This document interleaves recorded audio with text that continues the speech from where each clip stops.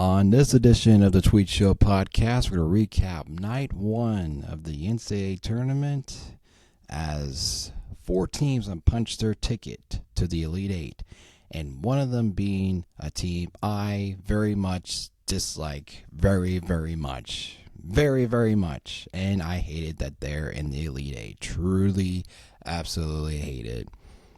It sickens me that they're in the Elite Eight. And we'll talk about that game here in just a moment. But, your ticket punch are Purdue, Iowa, Arizona, and Illinois are all going to the Elite Eight. 3 out of 4 of them are Big Ten teams. So I guess you could say it was a good night for the Big Ten. So with that all being said, we'll get started with this edition of the Tweet Show podcast.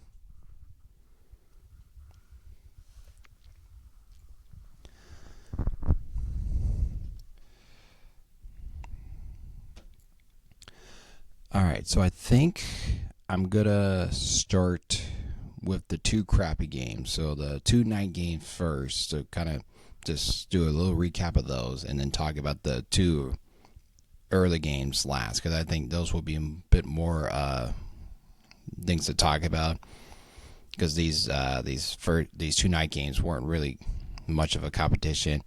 Houston kind of made it slightly interesting a little bit towards the end, but it was pretty much all Illinois, and as well as Arizona kind of just dominated from start to finish against Arkansas as well. So we'll talk about Arizona first here.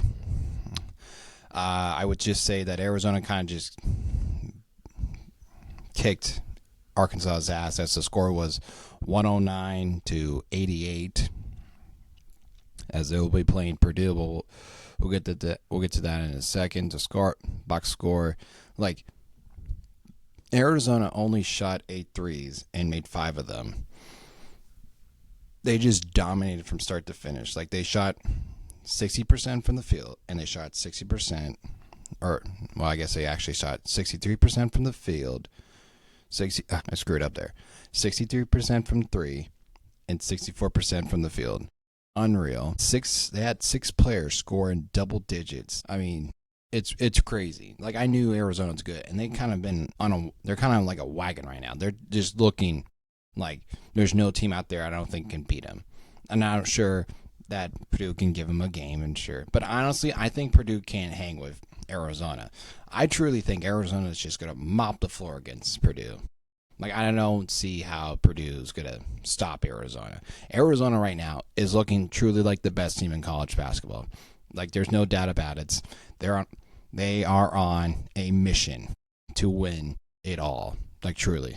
I don't see how Purdue hangs in this game. Now, the spread has come out, and it's only, let's see if I can get it pulled back up here. Arizona is only a 6.5 point favorites, which I would just hammer that right now, honestly. Which I might, but we'll worry about that later. But anyways, I mean, Arizona is just looking dominant as hell right now. It's crazy. As for Arkansas's problems most of this year is just not with their offense, because Darius Acuff had a really good game as well. He had 28 points. He was 8 of 19 from the field. Threes weren't going down for him, but like I said, he was really good, so he wasn't necessarily the problem. Like, they could score points. Obviously, they scored 88 points, but it's just the defense, and obviously Arizona's just dominance from their front court. It's just, there's nothing Arkansas could stop Arizona. I felt like that was pretty much how I took away from that game, because I was trying to, because somehow, the 2 games were on at the same time, and I was trying to, watch a little bit more of the Arizona game first, but then I was like, well, Arizona's kind of kicking Arkansas's ass, so I'm just going to kind of more watch of the Houston game. So I was watching Houston a little bit more. So yeah, since we're on Houston, we'll talk about Houston here right now, as Illinois beats Houston 65-55 here, as Illinois looks pretty good offensively. Like, I've always thought that Illinois' offense is pretty elite. They have an elite offense. Like, the front court and Wagner, they can shoot the ball really well. Like, I just don't know how you stop this team. Like, I don't know if there's a team out there, because I thought Houston's defense was going to be able to kind of slow them down and not have not have a type of this shooting performance tonight. And obviously that wasn't really the case at all. I feel like Illinois kind of had their ways and can shoot how they could get any shot they wanted. Because I feel like Illinois' bigs also played a really big role in this game as well. I mean, they were 9 of 23 from three. They were 22 of 51 from the field. And Houston, I mean, they shot pretty much. They also made 9 threes, but they took a little bit more. They were 28% from three. They were 9 of 32, and they were about 34% from the field, 22 of 64. Their leading scorer was Sharp of 17. I mean, hell of a run from Sharp. You hate to see a guy in his career now go out with a little bit more of a, like, go farther in the tournament like he did. And Milo Juzan, also another really great player. They're going to be really missing, like, Houston fans are going to, like, cherish these moments, or cherish the moments they had with Milo Juzan and Emmanuel Sharp, because obviously those two helped them get to the national championship last year, and obviously they were really good key players for them this year and in the past, like, 3 to 4 years for sure. Emmanuel Sharp is one of the probably the best shooters in the country for sure. I mean, I just felt like most of this year that Houston's front court was kind of their weakness a little bit, but I never thought their defense was going to take a step back, which it obviously never did.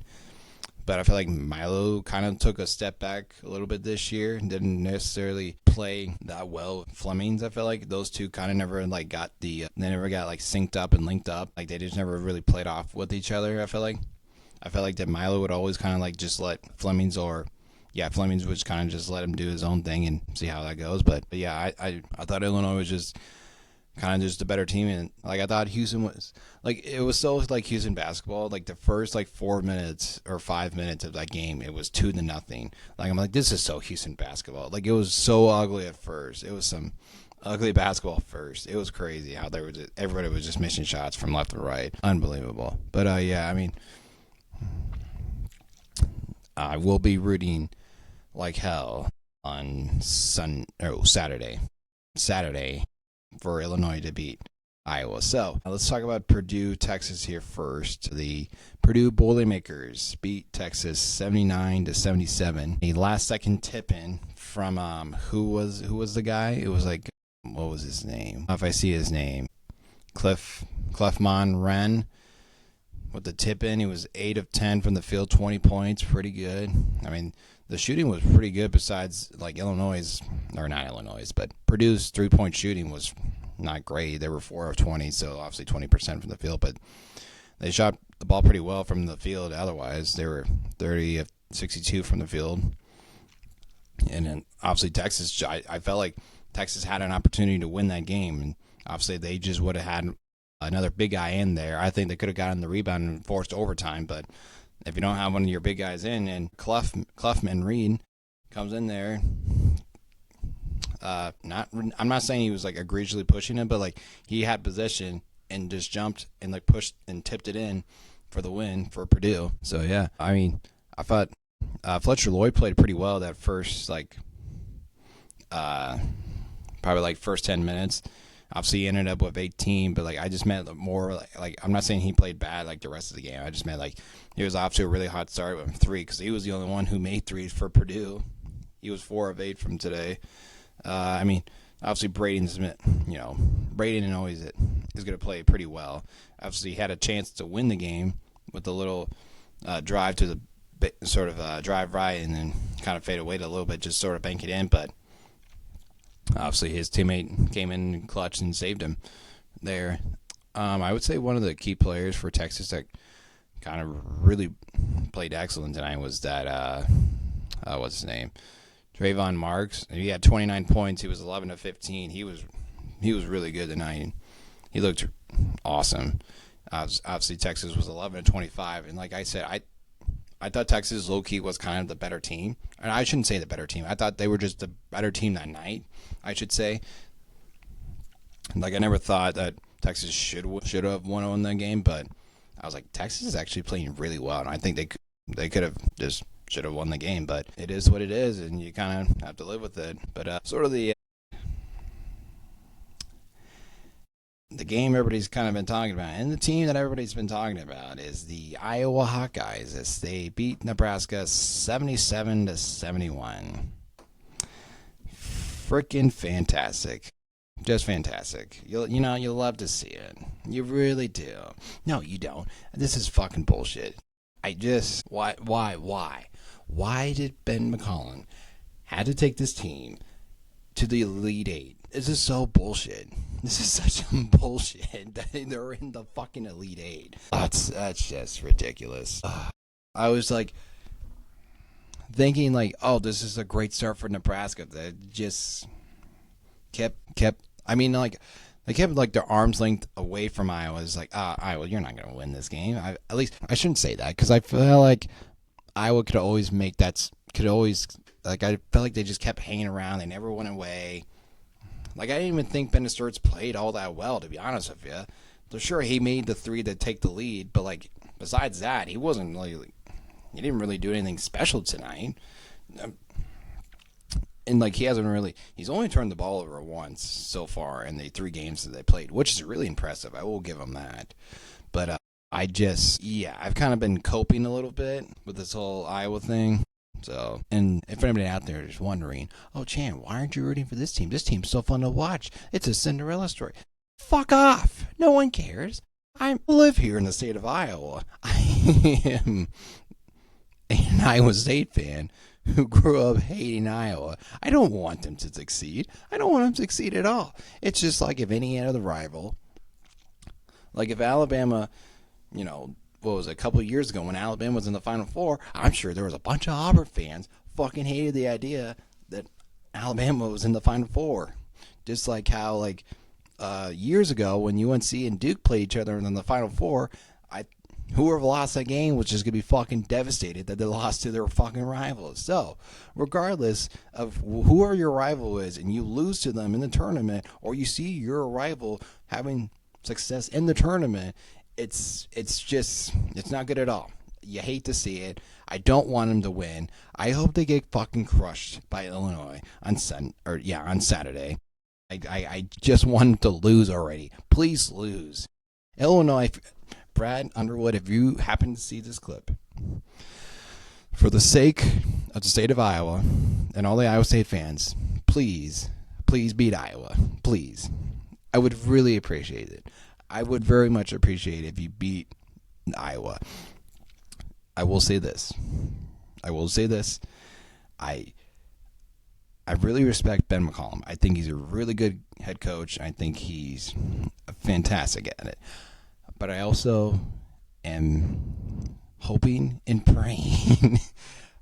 Look, okay, this is just between you and I. And any person that's listening that's not a Hawkeye fan, this is just between anyone that's not a Hawkeye fan. Please skip like 2 minutes of this, because what I'm about to say, you're gonna be pissed and you're gonna be like, "Oh, he's not." I hope to God that Ben McCollum somehow leaves them for either Kansas or North Carolina. I'm hoping for North Carolina, honestly. I just want him gone. I just want him to leave. Look, you're gonna be like, oh, Chan, you're scared of Ben McCollum, you blah blah blah. No, I'm not. I just would like to see my rivals be miserable sometimes. I can't root for his rival to be miserable sometimes. I'm not trying to be a dick or anything, but it'd be funny as hell if he left Iowa to go to UNC, and everyone's gonna be like, "Oh, Chan, he's from Iowa. He was born in Iowa. He was a Hawkeye fan." Oh, no. Shut up! No one fucking cares if he's fucking from Iowa, or he was born in Iowa City, or he had some fucking photo with some old guy that coached at Iowa or something like that. I don't even know who the guy is from that one photo they keep showing of. I just would love to see him with an opportunity to have more resources at North Carolina and win multiple championships there. I would love to see that for him. I'm just looking out for him. I'm just looking out for his career. You can't turn down an opportunity to go coach at North Carolina. I mean, come on, right? It's North Carolina. It's a top 5 job. How can you not turn it down? You can't turn that down. If you're North Carolina, you Offer him something he can't refuse. Make him an offer he can't refuse. Make him the Godfather offer. Just give him a little piece of paper and tell him what he can have. You tell him you can have anything you want. If you want this, we'll give you this. If it means we don't give any more money to our football program with Bill Belichick, fine. We'll have it. You can have it. We just want you to be the head coach at North Carolina. I think it would be a great hire for sure. If you're North Carolina, I would absolutely hire his ass right now. But again, I'm just coping with this whole Iowa thing. And again, I'm sure if any of my friends happen to see this clip of me talking about Ben McCollum or the Iowa Hawkeyes, they're just going to be like, oh, Chan, we run this day now. Ben McCollum's going to fucking ruin Iowa State's chances of ever winning again, or blah, blah, blah, blah, blah. Ben McCollum's better than TJ. Shut the fuck up. It's his first fucking year. JJ took his team his first year to the Sweet 16. Obviously, Ben McCollum won one more game now. Congratulations. Good for him. Good for him. Who the fuck cares? God, I fucking hate Iowa. I kept my emotions. I never, just yelled or anything. I just kept it all inside. Just had the hatred stay inside, never let it out, just went fucking fantastic. Just fucking fantastic. Ben McCollum, again, I'm sure he's a lovely person and a great human being, but I just wish he didn't coach the Iowa Hawkeyes. I wish he would have stayed at Drake. I wish he would have just stayed there, built a powerhouse there, and just stayed there his whole time there. So if anything, you know who should I blame? I should be blaming Fran McCaffrey for this. He should have been a better head coach, to have coached his teams, to have gone to a Sweet 16 at some point, and they would have kept him a little bit longer. But no, he just had to suck his last 2 years or even last 3 years to be like, oh, yeah, know what?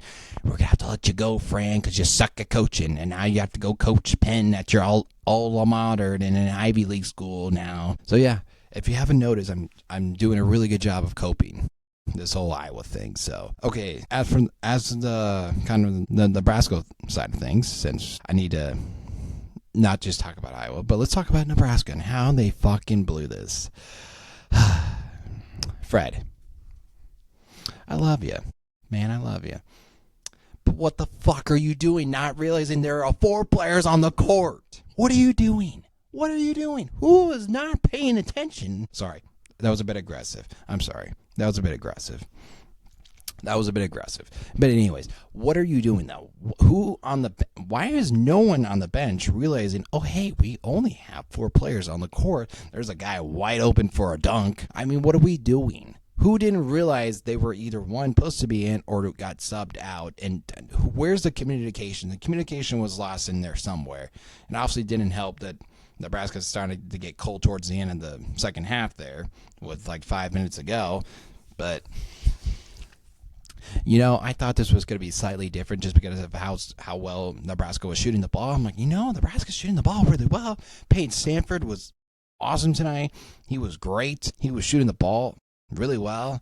I just thought that sometimes Nebraska's offense got a little stale and they just didn't make any shots. And here we are now as Illinois plays Iowa on Saturday because Nebraska just simply can't beat Iowa in almost hardly anything, at least in the major sports. I'm sure they can beat them in some sport that not a whole lot of people necessarily care about, but they just somehow can't beat them when it matters the most. Unlike Iowa State, we can actually beat our rival, unlike Nebraska over there. But now people are going to be like, oh, Jan, you don't have Matt Campbell anymore. Your football team's going to suck.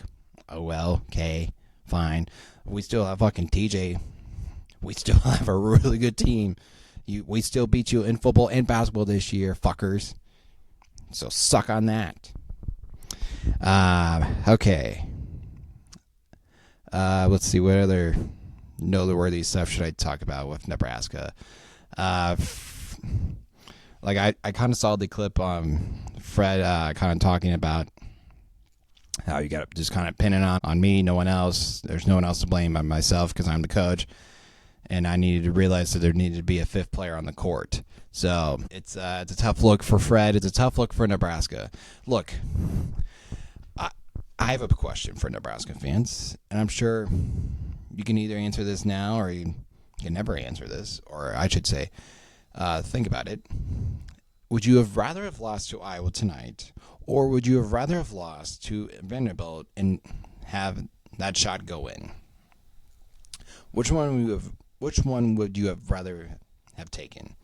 I think you take the Iowa loss, right? No. Or would you take the Vanderbilt one? Honestly, I would just take the Vanderbilt one, so I don't have to deal with having to lose to Iowa again. I'd be like, ugh, I don't want that. I could never deal with that. I could never live with that. I just couldn't. I mean, God, could you imagine? Iowa State and Iowa playing in a tournament game? Oh, God. The state would just burn down. Whoever won that game, it would just burn. No, it would be so much bragging rights for the longest time. I mean, my God, if Iowa and Iowa State ever played in some type of postseason event in the tournament or in some type of bowl game or something like that, the state, I don't know how any team could recover from whoever is the losing team of that game. I don't know how you could recover, but yeah. Okay.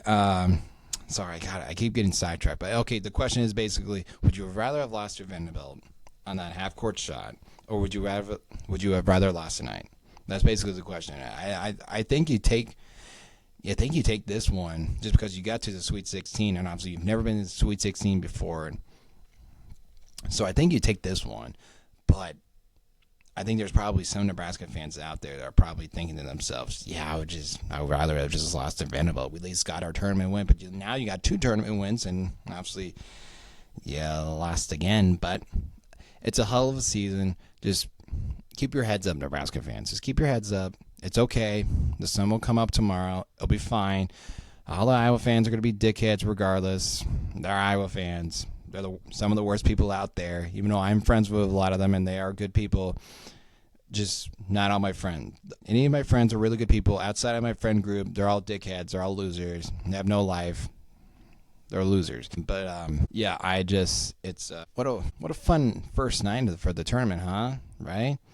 As we get prepared for night 2, as St. John's and Duke play tomorrow. That's the first. I think that's the first game. And then what's the schedule looking like tomorrow? Because I know Iowa State's like the very last game of the night.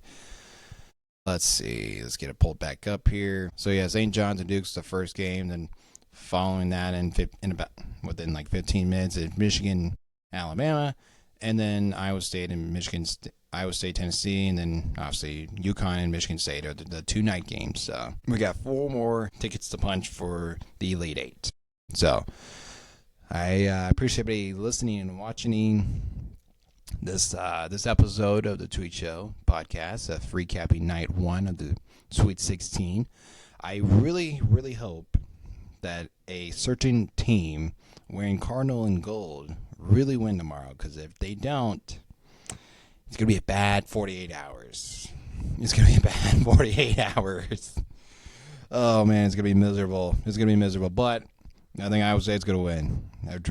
I really hope so. I do think so. I really, really, really hope so. I really, really hope so.